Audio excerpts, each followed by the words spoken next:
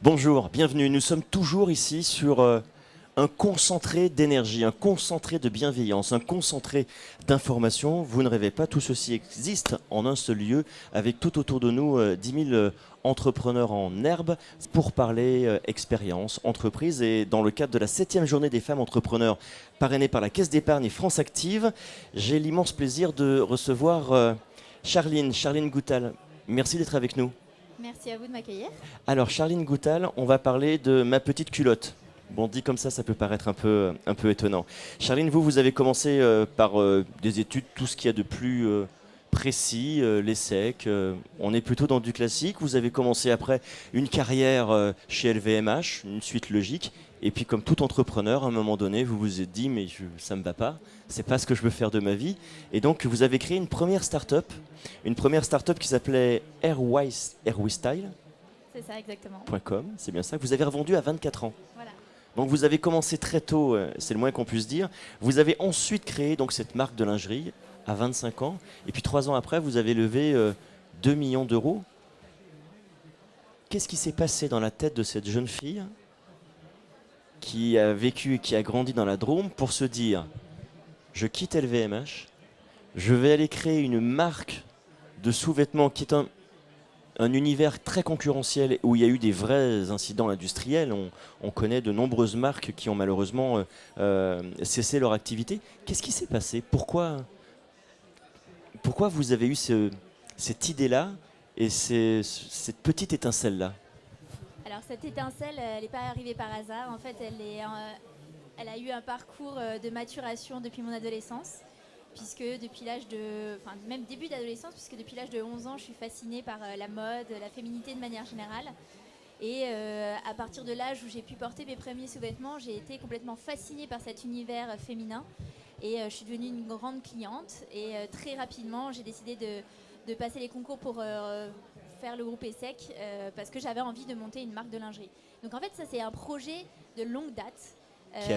Qui a mûri vraiment. Et en fait, au fur et à mesure, je me suis rendu compte que j'avais pas les moyens, les ressources, que ce soit le bagage dans l'expérience, que ce soit les moyens financiers pour pouvoir monter ma société à la sortie de l'école. Et donc, tout simplement, j'ai travaillé plusieurs années avant. Et ensuite, j'ai eu une première expérience par opportunité dans l'entrepreneuriat. Et une fois qu'on a revendu cette société, j'ai pu me lancer dans ce rêve fou qui est ma petite culotte. Alors, bon, on l'a compris, il y a un plan minutieux qui a été réfléchi pendant de nombreuses années. Néanmoins, je suppose qu'entre ce que vous imaginiez et la réalité, il y a eu quelques difficultés que vous n'aviez peut-être pas prévues, quelques petites choses qui ne se sont pas passées comme vous le souhaitiez. Comment on passe ces premières difficultés-là qui sont peut-être les plus difficiles à passer, le premier problème ? Alors, ce qui n'est pas facile dans l'entrepreneuriat, c'est que... Enfin, ce qui est bien aussi, et ce qui est extraordinaire dans l'entrepreneuriat, c'est qu'on ne sait pas ce qui nous attend. Donc, et je pense que c'est une chance parce que si on nous annonçait 2 ans, 3 ans à l'avance, en fait, tu vas vivre tout ça, on va dire, mais non. Jamais de la vie. Ça n'est pas possible, je n'ai pas la capacité de surmonter ces épreuves-là. Et en fait, il se trouve que quand on est face à l'adversité, c'est là où on va chercher les plus grandes ressources qu'on a à l'intérieur de soi et qu'on a dans notre environnement autour de nous. Donc, effectivement, jamais j'aurais pu imaginer que je traverserais toutes les épreuves que j'ai traversées. Et effectivement, on a l'impression que les premières épreuves sont les plus dures. Et à chaque fois qu'on vainc une épreuve, on se dit c'est bon, après ça, je peux tout vivre. Sauf que la prochaine épreuve, en fait, elle est encore pire. Donc, au bout d'un moment, on prend le rythme, en fait. Quel regard vous avez aujourd'hui avec l'expérience, même si vous êtes quand même relativement encore très très jeune. Quel regard vous avez aujourd'hui sur cette jeune fille de 20 ans qui avait ce projet Qu'est-ce que vous auriez envie de lui dire ? Waouh, c'est une bonne question. J'en ai 2 par jour.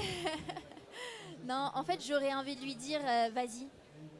Vas-y parce que mes proches, mon environnement m'a pas du tout poussé à aller vers ce projet qui était un projet de cœur, de passion et d'engagement, j'ai envie de dire. Et finalement, ça m'a pas freinée parce que j'y suis quand même allée, mais ça a été plus difficile moralement. Et je pense que si dès le départ, j'avais eu un soutien et des gens qui me disaient vas-y en fait, aie confiance en toi et aie confiance en ta capacité à pouvoir rebondir parce qu'en fait c'est ça, C'est ça l'idée de l'entrepreneuriat, c'est pas arriver au succès forcément, parce que relativement peu d'entrepreneurs arrivent au succès, et je suis moi-même pas sûre encore d'y être et de l'atteindre un jour. Mais ce qui est extraordinaire, c'est les capacités que j'ai pu développer lors de ce chemin, de ce parcours d'entrepreneur. Et pour ça, j'ai envie de changer pour rien au monde tout ce que j'ai fait jusque-là. Si aujourd'hui vous aviez une baguette magique qui vous remettrait dans la position de retourner à LVMH, vous cassez la baguette magique. Ouais. Pour rien au monde. Et pourtant, c'est une expérience absolument fantastique et qui me permet aujourd'hui d'avoir un bagage assez solide. Donc je ne vais pas du tout cracher dessus, et j'ai aimé mon temps dans cette société, et j'ai aimé mon temps en tant que salarié. Ça m'a beaucoup appris. Mais aujourd'hui, retourner dans le monde du salariat classique, j'ai peur de m'ennuyer en fait. Parce qu'aujourd'hui, mes tâches, elles sont tellement transverses, elles sont tellement inattendues, elles me procurent tellement d'adrénaline, tellement d'apprentissage au quotidien, à chaque minute qui passe, que pour rien au monde, j'ai envie de changer cette vie. Ce sont toutes ces épreuves que vous avez vécues qui vous ont transformé, qui vous ont permis de grandir, de vous rendre meilleur. C'est Nietzsche qui disait « Ce qui ne nous tue pas nous rend plus fort ». Il y a une chanteuse aussi qui l'a mis dans une chanson après, mais c'est autre chose. Alors je dirais pas transformer, parce que l'entrepreneuriat, ça ne transforme pas, ça révèle. Ça révèle qui on est vraiment à l'intérieur de soi, parce que ça va nous mettre en face de nos propres faiblesses et de notre propre potentiel. Et mine de rien, on dit tout le temps que c'est difficile de faire face à ses faiblesses, mais en fait c'est encore plus dur de faire face à son potentiel, parce qu'on ne sait pas comment l'appréhender, ce potentiel. On ne sait pas de quelle manière, avec qui, comment, donc on en a peur, et quand on a peur de quelque chose, souvent on a tendance à le mettre de côté. Donc ce qui est extraordinaire dans l'entrepreneuriat, c'est que justement, on est au carrefour, au quotidien, de ok, quelles sont mes forces, quel est mon potentiel, quelles sont mes faiblesses, comment je vais les améliorer. Mais ça, c'est au quotidien. Et c'est pas facile. C'est très éreintant, et en même temps, ça procure beaucoup plus de confiance en soi, parce qu'on s'appréhende soi-même, et ça permet d'aller à la rencontre de personnes qu'on n'aurait jamais pu rencontrer autrement, qui eux sont très accomplis et aussi nous font passer des caps dans cet accomplissement. Alors, parmi les conseils qu'on peut donner aux jeunes entrepreneurs, il y a le fait de toujours garder une espèce d'équilibre. Vous avez réglé ça par le sport, vous avez fait de l'athlétisme très très tôt. Je me suis laissé dire que dans la Drôme, vous en sortiez même plutôt pas trop mal. Vous continuez régulièrement à faire du sport. C'est un élément important aujourd'hui de garder cet équilibre-là.